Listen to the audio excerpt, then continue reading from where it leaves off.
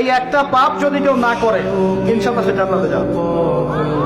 যতই পাপ করুক না কেন, জেনা করেছে, মদ খেয়েছে, মিথ্যা বলেছে, অনেক কিছু করেছে, শুধু শিরকের পাপ করে নাই, আল্লাহ তাকে মাফ করে দিবেন ইনশাআল্লাহ। বিশ্বাস করলেন না কথাটা?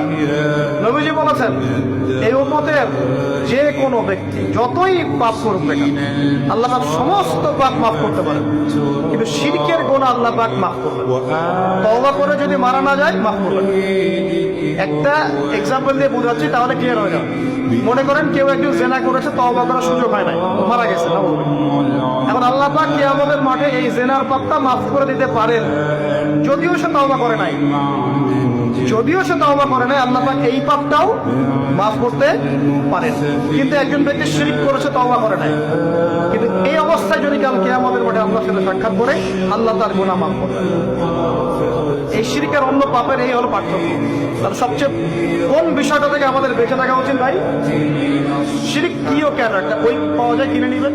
কিতাবত তাওহীদ একটা বই আছে, পড়ে নেবেন। কুরআন সুন্নাহর আলোকে বিশুদ্ধ আকীদা অনেক বই পাওয়া যায়।